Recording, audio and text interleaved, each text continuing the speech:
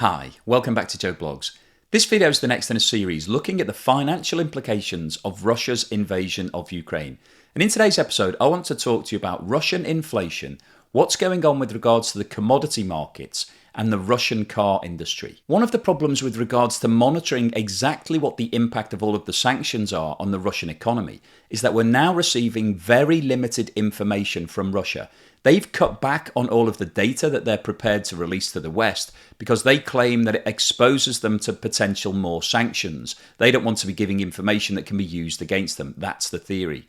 But the problem that we have is that the information that's coming out is very selective and it's making it more difficult to establish exactly what's going on. But the data that Russia is prepared to release is the inflation figures. And we've now seen the latest figures which show that inflation is currently running at 13.5%. So in today's episode, we'll go through exactly what's been published. We'll look at what's going on with interest rates because normally there is a very close relationship between what's happening with inflation and what's happening with interest rates. And as you'll be aware if you follow the channel, the general theory is that if you've got high rates of inflation, you should be increasing your interest rates to discourage spending and bring inflation back down. But the exact opposite is happening in Russia right now. So we'll go through some of that detail. We'll then look at some figures that have been released by Australia, looking at some specific commodities and forecasting what's likely to happen to those prices over the next 12 months. And that will have an impact on all economies around the world because these commodities are related to energy prices, so a really important part of the makeup of inflation. So we'll have a look at what's expected to happen to those prices. We'll then have a look at what's going on in the car industry in Russia, because this is a really important sector for Russia. Over the last 20 years, Russia has developed a variety of joint ventures with big car companies. They've opened plants, they've worked on design of new vehicles. There are a lot of people employed in the sector in Russia. And since the start of the war, this industry has been heavily impacted because most of the Western brands who had facilities and operations in Russia have decided either to pause them or close them or just walk away entirely. And that's had a big impact. But there's also some other impacts in terms of the global supply chain, not being able to import foreign vehicles, and all of those issues relating to the affordability of new cars from the Russian people who are suffering as a result of the sanctions. So there's a lot going on in the car industry, and this was worth over $9 billion to Russia in 2021. So I'll give you an update on the latest figures and we'll talk about some of the issues that Russia is facing. And then finally today, I'll wrap up with my summary. So what I think the implications of all of the issues that we're discussing in this video are for the Russian economy and for the global economy. So before we get started on all of that, if I could ask you for a thumbs up at some point during this video, if you're enjoying the content, please subscribe if you haven't done so already. I'm on that push for 200,000 subscribers, so if you could help, that would be great. Don't forget, I always include chapters in these videos, so if you don't have time to watch the whole thing front to back, you can just pick out the sections that you'd like to watch. And if you'd like to support the channel, please have a look below where you'll find links to YouTube Super Thanks and membership, as well as Buy Me a Coffee, Patreon, and Amazon shopping links. And as always, thank you so much if you have supported the channel. I really appreciate it. It does give me that extra lift, so thanks again. Now, as you'll be aware if you follow the channel, it's difficult to be able to report directly on what's going on in the Russian economy right now because Russia has decided not to release economic data because they believe that the information being provided potentially leaves them at risk of more economic sanctions. But Russia is releasing a limited amount of information. And one thing that we are receiving is consumer price index data. And one thing that is still being made available is consumer prices or inflation. And the latest data has now been published, which shows that the annual rate of inflation is now running at around 13.5%. However, consumer prices are reported to have risen for their second consecutive week, which is the first time that this has happened since May. If we have a look at this chart, it shows the official movement in inflation rates in Russia over the last 12 months. So you can see that in March, which was the first full month after the invasion started, inflation shot up from 9.2% to 16.7%. It's increased further in April to almost 18%. And since May, the Russian authorities have reported a steady monthly reduction in inflation. Now, as you'll be aware, most economists believe that there's a direct link between the rates of interest and the rates of inflation. And usually when you have high levels of inflation, central banks will increase interest rates to discourage spending and therefore reduce prices. And if we look at what's happened in Russia during the course of 2022, at the start of the year, rates were running at around 8.5%. After the invasion started, the central bank raised rates to an emergency level of 20%. And then over the course of the last 6 months, we have seen a steady reduction in those rates. And the official lending rate in Russia is now 7.5%. So it's actually lower than it was at the start of 2022, despite the fact that Russia is still in a war situation, and actually things are starting to get worse with regards to the mobilization and the losses and all of the other factors that we've been discussing over the last few weeks. So if we jump back to the inflation figures, the period from March through to August that we can see the large increase in inflation here represents the exact same period that the central bank initially increased interest rates to 20% and has now subsequently reduced them to 7.5%. And all of that has happened over a 6-month period. Now, the thing with interest rates is that when you make a change, you want to step back and give it some time for everything to feed through, because it generally takes time for consumers to realise what the difference is. So if you've got an increase in your mortgage costs,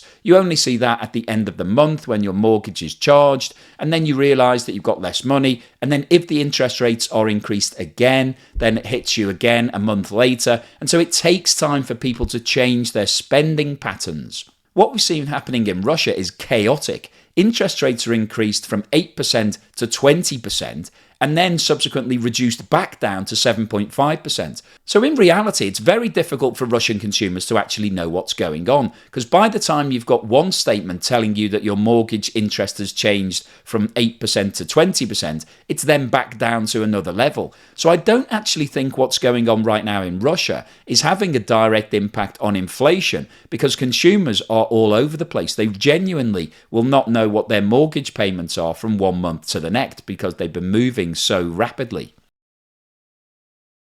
But if we take a step back from all of the detail for a moment and just look at the bigger picture, inflation in Russia right now is running at double-digit levels. 13.5% is a high rate of inflation. And that's actually a reduction from where it's been in every month for the past 6 months. And when you get that compounding interest, when it's month on month double-digit inflation, that means that prices are getting out of control. They are growing at a faster rate than wages are increasing. So the cost of living is going up, the standard of living is going down. And the latest figures we've seen show that inflation is now rising again. And the traditional way of dealing with rising inflation is to increase interest rates. Now, the central bank have just slashed their rates from 20% to 7.5%.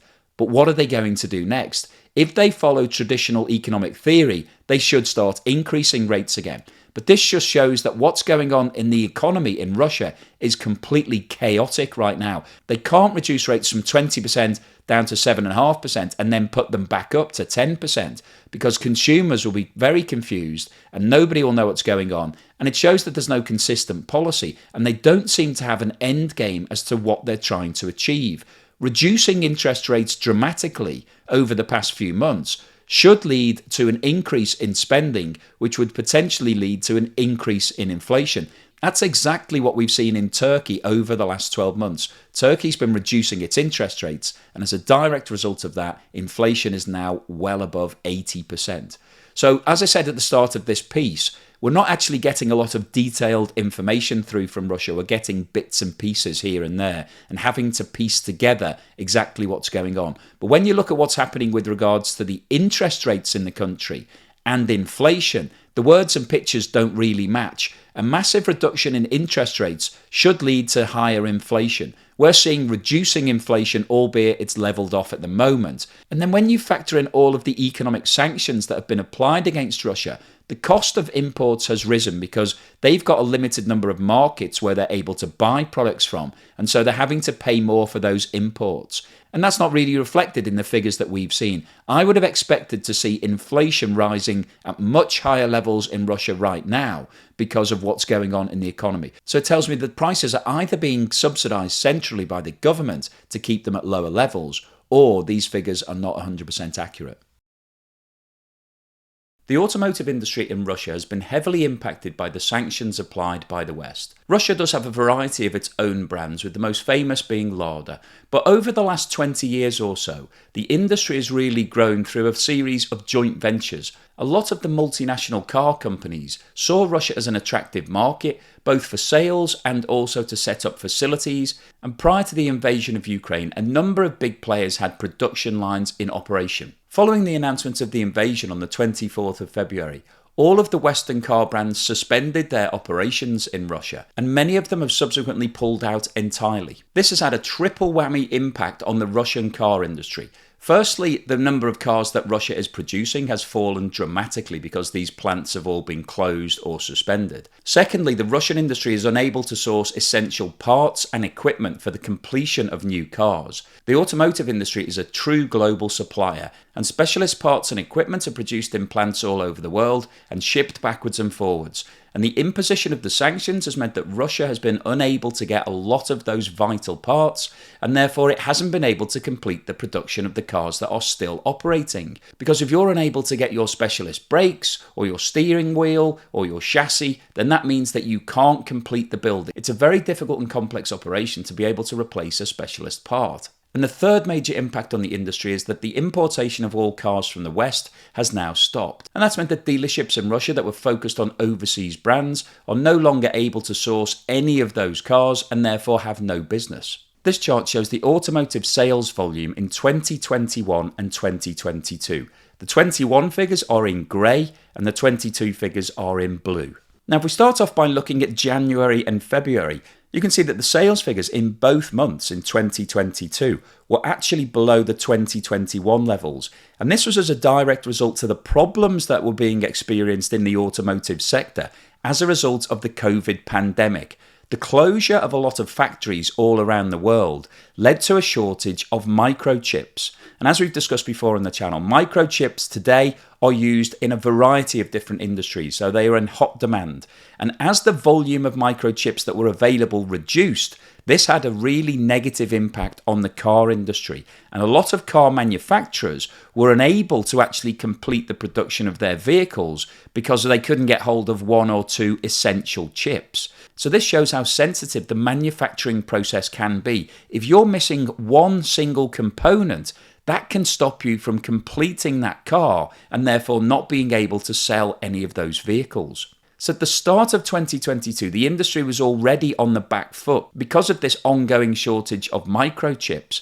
However, if you look at what's happened following the invasion of Ukraine, sales for the automotive sector in Russia have fallen off a cliff. In March 2021, around 150,000 units were sold in Russia. However, in 2022, the figure had fallen to around 55,000. In April, sales fell to around 35,000 units.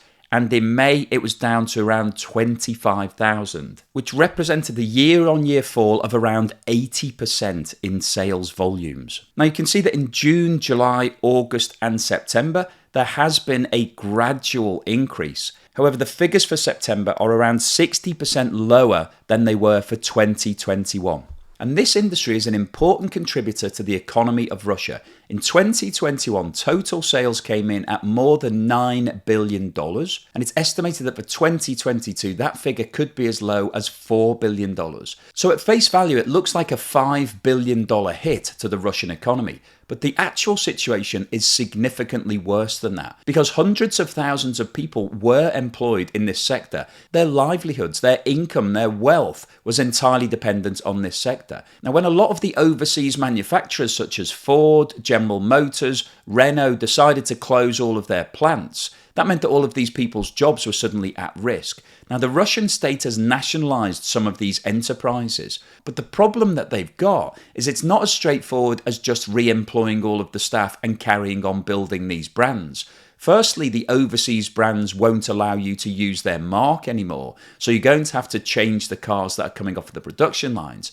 And secondly, as I mentioned a moment ago, you just can't get the parts and the equipment to actually complete the vehicles. So there's a real logjam in terms of actually being able to make anything. So that means that all these people who were previously employed by overseas companies no longer have a job, and so they're having to be state-sponsored. So the actual impact on the economy is much greater than just the loss of sales. It's the loss of income for all the people who are working in it, and then the associated ripple effect, because those people spend in their local economy and increase the volume of money. And if they're not spending, then it will have the opposite impact on the local economy, which will start to contract.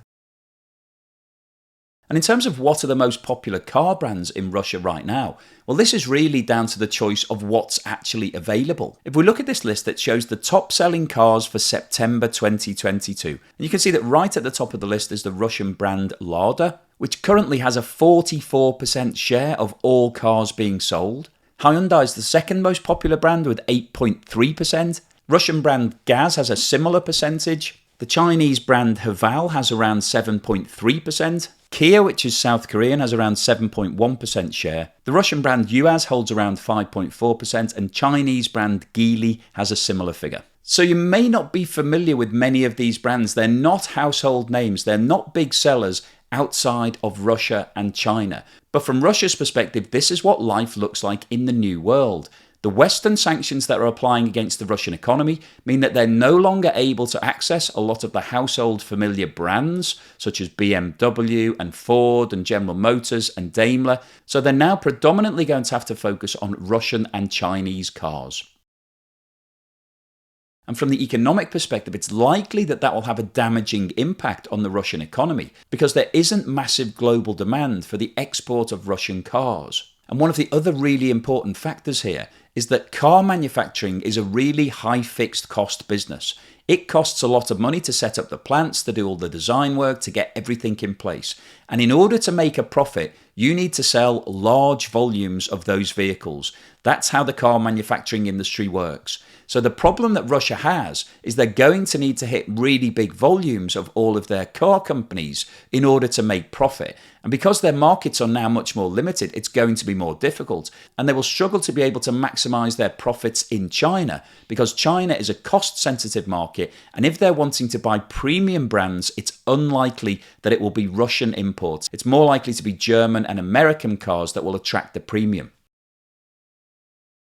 As part of its latest quarterly report, the Australian government has released commodity forecasts for the period through to June 2024. And this chart shows the forecast for five different commodities: iron ore, liquefied natural gas, coking coal, thermal coal, and lithium. The blue bars that you can see on the chart represent the period to June 22. The red bars represent the forecast for the period through to June 23. And the green bars the year to June 24. Australia is currently ranked as the world's largest exporter of iron ore, coking coal, liquefied natural gas and lithium, and is ranked second in terms of thermal coal.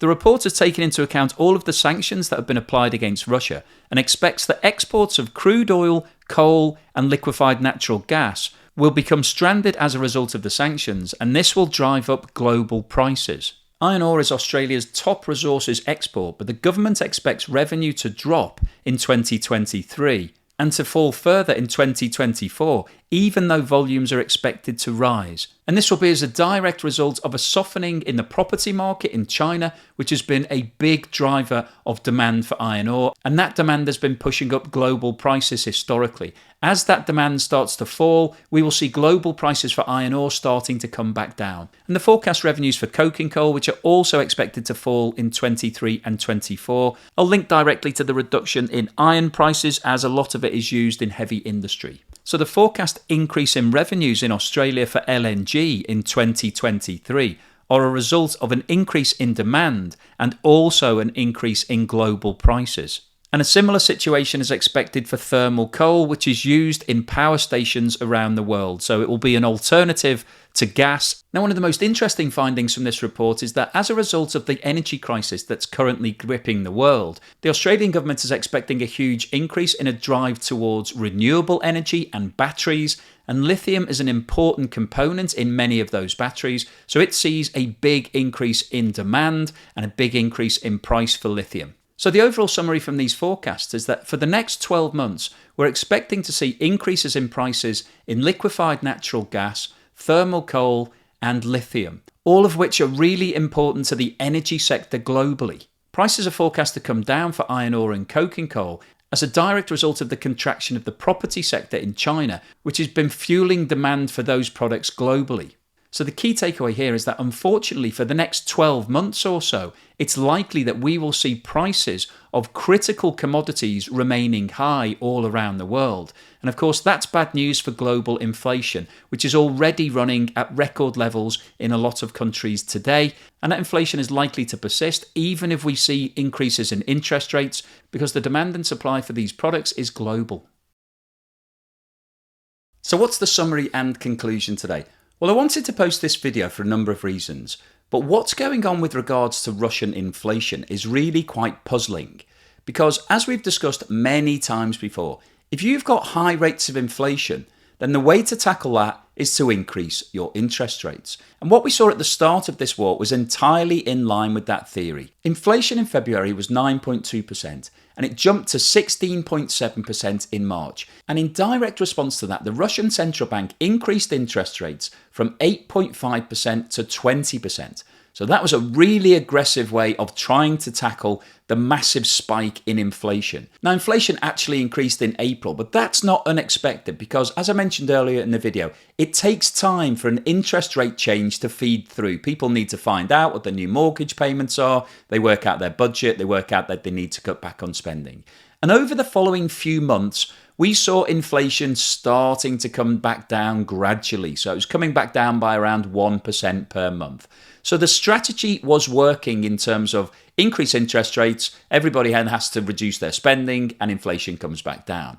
But what the central bank has done over the last 6 months is really, really unusual, because they have cut that interest rate back from 20% down to 7.5%. So it's actually now lower than it was before the war started. Now, usually one of the reasons why a central bank will cut interest rates is if it wants to boost the economy. It wants to encourage people to spend because the economy is slowing down. Now, that is obviously happening in Russia. We have seen a massive contraction in the economy. But what we haven't seen is a massive reduction in inflation. So the central bank has slashed interest rates, but the rate of inflation is currently at 13.5%. So that's actually incredibly high. So what we're now seeing is that inflation is starting to go back up again at the same time as the economy continues to contract. And the problem that the economy's got is that a lot of the contraction is being forced upon it by the sanctions. So changing the rate of inflation in the country won't have any impact on the growth because external factors are strangling growth. But the rate of interest will have a direct impact on the rate of inflation. And it seems really, really bizarre that the central bank is cutting that rate of interest whilst inflation is still so high. And my gut feel in this whole situation is that the figures that we're receiving are not giving us all of the data that we need. Russia is selectively releasing information to the market. And one of the reasons that it's releasing inflation data is that that is something that people can calculate. People in Russia can report what the price of a tin of beans or a loaf of bread is, and that can be measured month on month. So it's relatively easy for market commentators to be able to work out what the rate of inflation is because everybody knows what the price of all of these items is. And so you just have to feed it into your spreadsheet and wait for the results to spit out. So Russia is taking control of that information flow and handing everybody what it says is the official rate of inflation. But the words and pictures don't really match. Why would you introduce a huge hike in interest rates to try to address rising inflation and then follow that up with a massive reduction in rates whilst inflation remains high? It just doesn't make any sense. So either the authorities in Russia are subsidizing a lot of these prices to try to keep inflation to what they see as an acceptable level, even though there's a lot of external pressure for these prices to rise higher, or the data that we're getting just isn't accurate. But one way or another, it doesn't feel right that what the central bank is doing and what these figures are saying seem to give us two completely different messages. Now, in terms of what's going on with regards to the automotive industry in Russia, there are some serious problems in this sector. This was a big employer historically, and Russia was developing all of its brands and all of its business, all of its technology, all of its learning through joint ventures. So this is a great example of how an interconnected world can work really well. After the breakup of the Soviet Union in the early 90s, Russia had a relatively small, inexperienced car industry, and it was able to develop and nurture that industry over the last 20 years alongside some of the big global players. And what's happened since the invasion of Ukraine is all of those players have pulled out and left Russia on their own. And the problem you've got today is that it's very difficult to be a global player if you're just working in isolation, because you don't get the benefit of all of the technological developments, all of the experience of all the designers, and you don't get the global market. And that's the biggest problem that Russia's facing right now. When it was working with all of the big boys, it was able to sell cars all over the world and also import all of the big brands into Russia. Right now, Russia can't import any of those brands, and it doesn't have the export markets. And for something like car manufacturing, you need to be global. You need to be getting volume of sales to make profit, for make it a viable entity. So Russia is really suffering right now. It's also suffering from the fact that it can't source certain parts and equipment to be able to complete those cars. And there's lots of stories circulating about cars being sent off the production line without certain braking systems or airbags or various things that they just can't source. So they're just removing those pieces of equipment from the cars and sending them out semi-built. So if you're a consumer in Russia, that's an unsatisfactory outcome, because you're getting a substandard product, even though you're still having to pay full price for that. But the bottom line here is that this will have a big impact on the Russian economy. It will see a massive fall in revenue from the automotive sector. And as I mentioned earlier in the video, it's not just the sales of those vehicles, it's all the associated salaries and everybody that's related to the industry who will suffer. And that then means we see a general contraction in the economy because people have got less money to spend. And so you have a contracting impact. And then finally today, we've had more bad news in terms of commodity prices. The price of liquefied natural gas, coal, and lithium is expected to stay high for at least the next 12 months. And all of those prices feed into the energy sector and will further fuel high inflation. And we've got a problem with inflation all across the world right now. We need to bring inflation back down. Otherwise, we're going to see more and more increases in interest rates, which is going to cause more pain for everybody with debt and cause more problems with regards to the global economy.